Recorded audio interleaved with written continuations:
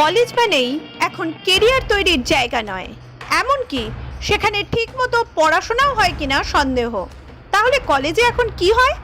স্বাভাবিকভাবে এই প্রশ্ন সকলেরই মনে হবে। উত্তর একটাই, কলেজে পাঠ চলে বিয়ের রীতিনীতির।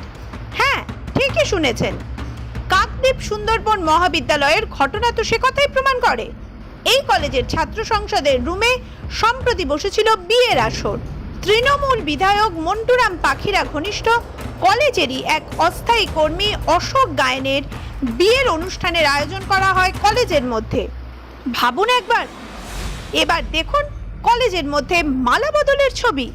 তৃণমূলের প্রাক্তন ছাত্রনেতা অশোক বাবু কলেজের বর্তমান ছাত্রী পূজা দাসের সঙ্গে সাত পাকে বাঁধা পড়েছেন, আর সেই ছবি ভাইরাল হয়েছে সামাজিক মাধ্যমে।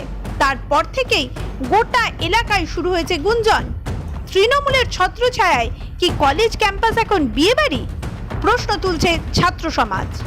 বিশেষ করে এবিভিপি বিষয়টি নিয়ে সরব হয়েছে। শুধু বিয়ে নয়, মদের আসরও বসে, বললেন এক এবিভিপি নেতা। ইউনিয়ন না, মাঝে মধ্যে সন্দেহ হয় যে মঞ্জুর সিবলা আমরা যে সুন্দরবন বসবাস করি, যে সুন্দরবন আদর্শ, এটাকে নষ্ট করে দিয়েছে টিএমসি যারা করে, যারা ছিচড়ে নেতারা আছে এরা। মাঝে মধ্যে কলেজে রাত্রেবেলা ইউনিয়ন খোলা থাকে, কি হয় শিক্ষা প্রতিষ্ঠানকে একদম জঘন্য করে দিয়েছে।